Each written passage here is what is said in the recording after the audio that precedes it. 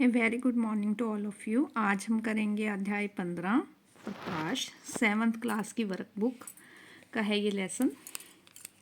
देखिए, तुम अपने आसपास बहुत सारी चीज़ें जैसे टेबल, कुर्सी, कॉपी, किताब, पेंसिल, फूल आदि इन चीज़ों को देखते हैं। इन सभी चीज़ों को तुम कैसे देख पाते हैं? इन सभी चीज़ों को हम प्रकाश के कारण देख पाते हैं। प्रकाश वह साधन है जो वस्तुओं को देखने में हमारी सहायता करता है। किसके कारण हम चीज़ों को देख पाते हैं? प्रकाश के कारण हम चीज़ों को देख पाते हैं। तुम ऐसे कमरे में जाओ जहाँ बिल्कुल प्रकाश नहीं है, क्या तुम्हें कमरे में रखी हुई वस्तुएं दिखाई देंगी? नहीं, हमें वस्तुएं दिखाई नहीं देंगी क्योंकि वहाँ प्रकाश नहीं है। चीज़ों को देखने के लिए प्रकाश की आवश्यकता होती है। यदि तुम एक टॉर्च और मोमबत्ती जलाओ तब तुम क्या अंधेरे में रखी हुई चीज़ों को देख पाओगे? हाँ, क्योंकि टॉर्च या मोमबत्ती की रोशनी के कारण या प्रकाश के कारण हम जो है उन चीज़ों को देख पाएंगे। अब कुछ ऐसी चीज़ों के नाम लिखने हैं जिनसे हमें प्रकाश मिलता है। सूर्य से मिलता है, टॉर्च से, बल्ब से, मोमबत्ती से और जुगनू का भी प्रकाश होता है, आपने देखा होगा। ऊपर लिखे हुए में से तुम उन प्रकाश स्रोतों को छांटो और उनके दो समूह बनाओ जो प्राकृतिक स्रोत हैं, जो हमें प्रकृति से मिले हैं, सूर्य और जुगनू। ठीक है, और जो हमने बनाए हैं कृत्रिम स्रोत, जो हमने बनाए हैं टॉर्च, बल्ब और मोमबत्ती। अब आगे चलिए, देखिए, सामग्री चाहिए एक टॉर्च और एक गत्ता। ठीक है, एक टॉर्च और एक गत्ता। एक गत्ते का टुकड़ा लो, उसमें एक छोटा सा छेद करो। अब एक गत्ते पर टॉर्च से प्रकाश डालो। ऊपर दिए गए चित्र में गत्ते के दूसरी तरफ टॉर्च से निकलने वाले प्रकाश के पथ को तुम्हें लाल रंग से बनाना है। देखिए, यहाँ से हमने टॉर्च का प्रकाश डाला है तो यहाँ से जो है आपको निकलता हुआ दिखाई देगा सीधी रेखा में, ऐसे। ठीक है ना, सीधी रेखा में हमें दूसरी तरफ जो है वो टॉर्च का प्रकाश निकलता हुआ दिखाई देगा, उसे आपको लाल रंग से बनाना है। तुम भी अपने दैनिक जीवन में कोई दो अनुभव बताओ जो यह बताते हैं कि प्रकाश सीधी रेखा में चलता है, गमन करता है। देखिए, छाया का बनना। जब सूर्य की रोशनी किसी के ऊपर पड़ती है, किसी पेड़ के ऊपर, तो आप उसकी छाया को देखिए, वो उसके दूसरी तरफ होती है।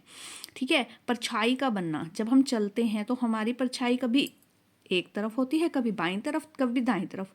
ऐसा क्यों? सूर्य हमारे जिस तरफ होता है उससे अपोजिट साइड जो है हमारी परछाई बनती है। यदि किसी कमरे में सूर्य का प्रकाश सीधा प्रवेश ना कर रहा हो तब भी उसमें रखी हुई वस्तुएं हमें क्यों दिखाई देती हैं? उसमें रखी हुई वस्तुएं हमें प्रकाश के कारण दिखाई देती हैं। ये वस्तुएं हमें प्रकाश के परावर्तन के द्वारा दिखाई देती हैं। पक्के फर्श और खुरदरे फर्श पर पोछा लगाने से पक्का फर्श चमकता हुआ दिखाई देता है, खुरदरा फर्श नहीं। क्यों? क्योंकि पक्के फर्श से या चीकने फर्श से प्रकाश का परावर्तन ज़्यादा होता है, इसीलिए वो हमें चमकता दिखाई। शीशे के सामने खड़ा होकर अपना दायां हाथ मोड़ो। ठीक है, आपको कौन सा हाथ मोड़ना है? दायां। शीशे में देखो कि आपका कौन सा हाथ मुड़ा हुआ है। हमारा बायां हाथ जो है वो मुड़ा हुआ है। शीशे में जब हम देखते हैं तो हमारा बायां हाथ मुड़ा होता है। समतल दर्पण के समानांतर किसी आकृति का दायां भाग बायां और बायां भाग दायां जब दिखाई देता है उसे हम पार्श्व परिवर्तन कहते हैं। जिसमें बायां भाग दायां और दायां भाग बायां दिखाई देता है उसे हम पार्श्व परिवर्तन कहते हैं। अब आगे चलते हैं। एक चमकदार स्टेनलेस स्टील के चम्मच के अंदर वाले हिस्से में आपको अपना प्रतिबिंब देखना है। क्या ये प्रतिबिंब सीधा है? नहीं। सीधा हो भी सकता है लेकिन सीधा नहीं है। प्रतिबिंब के साइज और बिंब के साइज में क्या अंतर है? प्रतिबिंब का साइज जो है वो छोटा है। अब समतल दर्पण में बना हुआ प्रतिबिंब और इस दर्पण में बने हुए प्रतिबिंब में अंतर बताओ। समतल दर्पण में बना हुआ प्रतिबिंब वस्तु के आकार के बराबर होता है और सीधा होता है। समतल दर्पण आपने देखा होगा, शीशा जो आप घर में देखते हैं, जितने आप बड़े हैं उतना ही बड़ा दिखाई देता है। छोटा बच्चा उसके आगे खड़ा हो तो छोटा ही दिखाई देता है। ठीक है, और सीधा दिखाई देता है। ये तो नहीं है कि पैर ऊपर दिखाई देने लगे, सिर नीचे, सीधा दिखाई देता है ना। जबकि यह प्रतिबिंब जो हमने देखा है वह उल्टा है और छोटा है। अब आगे चलते हैं। अब चम्मच के भीतरी पृष्ठ का उपयोग करके अपना प्रतिबिंब देखो। अब भी हमने भीतरी, अंदर वाले हिस्से को भीतरी ही कहते हैं, अंदर वाले हिस्से में ही देखा था। और चम्मच को अपने चेहरे के पास लेकर लाकर देखो। तुम अपने प्रतिबिंब के बारे में क्या कह सकते हो? अब ये जो प्रतिबिंब है जो उल्टा था वो सीधा हो गया है और बड़ा हो गया है। सीधा और बड़ा दिखाई देता है। यदि तुम चेहरे से चम्मच की दूरी बढ़ाते हो तो प्रतिबिंब में कोई फर्क दिखाई देता है? यदि हाँ तो क्या फर्क दिखाई देता है? चेहरे से चम्मच की दूरी बढ़ाने पर प्रतिबिंब उल्टा और छोटा दिखाई देने लगता है। जैसे जैसे हम दूरी बढ़ाते हैं वैसे वैसे प्रतिबिंब उल्टा हो जाता है और छोटा दिखाई देने लगता है। अगला चलते हैं। जब दो दर्पणों को किसी कोण पर झुकाकर रखा जाता है तो बनने वाले प्रतिबिंबों की संख्या पर क्या असर पड़ता है? दो दर्पण पट्टिकाएं लेकर अलग अलग कोनों पर रखकर उनके बीच में रखी किसी वस्तु से प्रतिबिंबों की गणना करो और सारणी को भरो। देखिए बेटे, इसका एक नियम है कि 360 बटे जिस एंगल पर हम रखते हैं 60 पर 90 पर उससे उसको डिवाइड करना है -1। ये इससे उसके बीच के प्रतिबिंबों की संख्या जो है पता चलती है, दोनों दर्पणों के बीच का कोण और उसके बीच की संख्या। ठीक है, अब दो दर्पण पट्टिकाओं के बीच में मध्य में बना हुआ कोण देखो बच्चों, मैंने इसको 90 के एंगल पर खड़ा किया है। ठीक है, तो आपको इसमें 3 प्रतिबिंब दिखाई दे रहे हैं। एक तो ये देखिए, ये पेन है, ये पेन जो मैंने खड़ा किया है, ठीक है, यहाँ पर।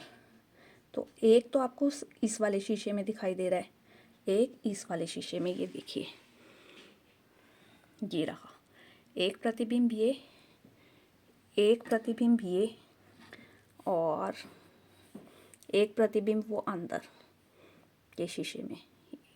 इसको कहाँ पर फोकस करूँ?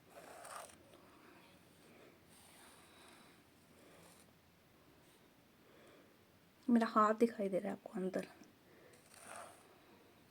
देखिए 3 जगह आपको मेरा हाथ दिखाई दे रहा है। मैं अपने हाथ की बात करती हूँ, ये देखिए, ये हाथ मैं हिला रही हूँ यहाँ। ठीक है, उस शीशे में आपको हिलता हुआ दिख रहा है, उसमें भी, अंदर वाले में भी और इसमें भी, तीनों में। तो 90 के एंगल पे जब हम रखते हैं, तो जब हम किसी दर्पण पट्टिका के बीच 90 के कोण पर रखते हैं, 90 के कोण पर, तो 3 प्रतिबिंब दिखाई देते हैं, जैसा कि मैंने आपको दिखाने की कोशिश की है। 360 को हम 90 से डिवाइड करेंगे, 4 आएगा, 4 में से 1 माइनस कर देंगे, 3। तो इसी तरह जब 60 के एंगल पर रखेंगे तो उसे 60 से डिवाइड करेंगे, 6 माइनस 1, 5 प्रतिबिंब बनेंगे। 30 के एंगल पर रखेंगे तो 12 माइनस 1, 11 प्रतिबिंब बनेंगे। इसको इससे डिवाइड करना है जिस एंगल पर हम रखते हैं। 45 के पे रखेंगे, 8 माइनस 1, 7 प्रतिबिंब हमें दिखाई देंगे। अब आगे चलते हैं। नीचे लिखे कथनों को पढ़कर सही और गलत का आपको निशान लगाना है।